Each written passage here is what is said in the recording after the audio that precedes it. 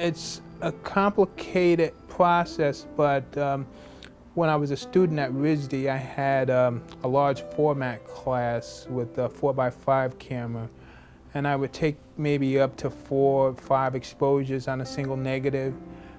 I never knew that I was going to use it for partial frame advance, but once I started with that process, it was just kind of automatic, making f-stop adjustments, to control light coming through to the film plane.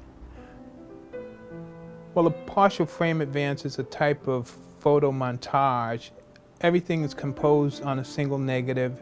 It's all a forward process. And I still have my first camera, K1000 Pentax, that I bought in '91. The camera does not allow you to take a double exposure. So when I advanced the film forward, I could hit the rewind button, and that way I could stop the frame. So instead of advancing a full 35mm increment, I could actually move a fraction of that, and now I could cock again. It was my way of pushing the boundary of what I did, because I couldn't see myself actually shooting what everyone else shot.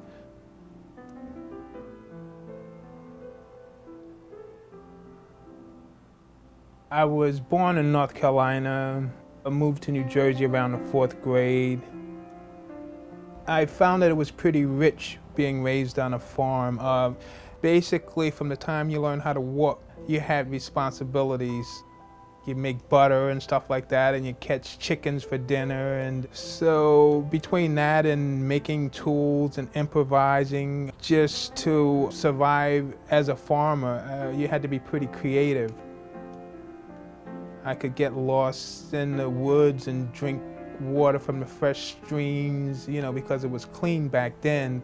It gave me a really good foundation for life, mechanics, appreciation of beauty, and just understanding how the ecosystem works. You're living off of the earth. So it was a really, great experience.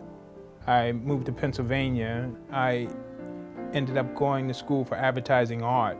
And after that first semester in '91, I took my first photo course. Actually, I never forget this image taken by Alfred Stieglitz called The Terminal, and it was taken in 1892. But it actually changed the way I felt about photography. And that's when my medium of choice changed to photography. Because I had been photographing water in Pennsylvania, once I got here to Rhode Island and continued to pursue the water images, that was one of my initial searches, was to find out a spot that I could actually start to photograph the water again. I kind of brazenly took on the Blackstone, and it kind of reminded me of rock climbing and photographing at the same time, because I wouldn't dare to make a sudden move, because the surface that you're standing on is really slippery, and the current was usually strong enough to kind of wash you down the river. I really concentrate on balance when I'm out there, so I'm more concerned with safety first. After concentrating on the focus element for so long, almost unconsciously you push the shutter, but it's at that moment that you've been waiting for, and you become so immersed in the process that it's almost an involuntary response, but you're actually in the moment and being a part of what's going on. And when that shutter clicks, it could take minutes before it actually happens. Or other times it could be opposite. It could just be, instantaneous. But that's the art of photography, is that you have to be ready for those moments. So if it takes 5 minutes or if it takes a split second. When I was a student, before I started the partial frame advance, I would go down to Newport Jazz Festival, and I actually developed a passion for jazz early on. So I thought that, okay, now that I'm a photographer, I'll go down and I'll take pictures of the musicians. I just wouldn't be inspired to take pictures. Something just wasn't connecting. I wanted to bring something new to, film photography. I really wasn't interested in darkroom manipulation. It was more of the spontaneity of the moment. And there was just energies happening in that moment with the lighting, and in my head, I was making these connections.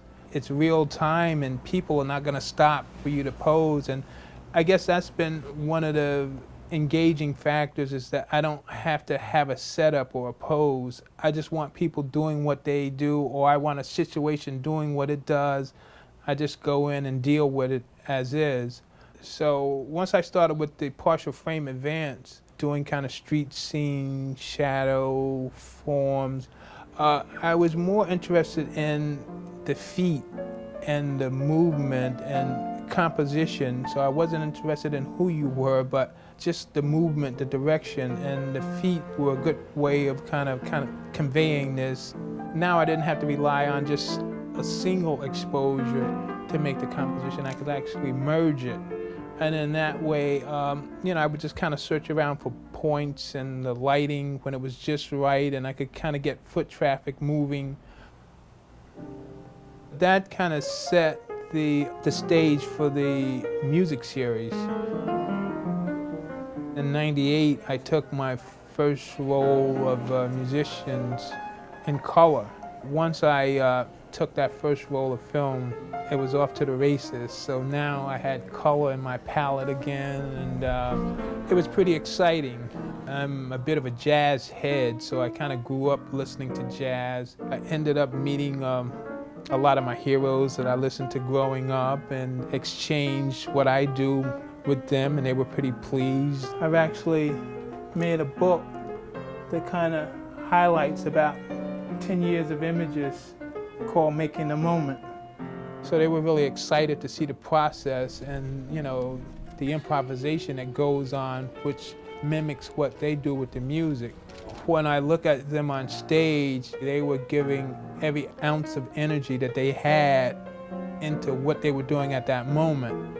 So I felt that it was my responsibility to pull my weight. So now I have to get in here, do my thing.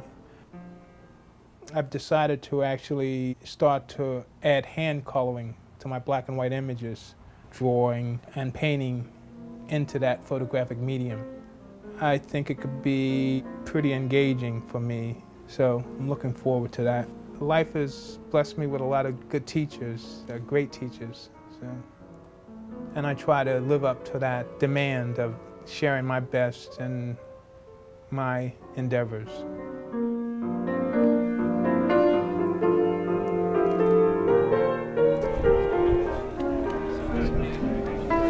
Yeah,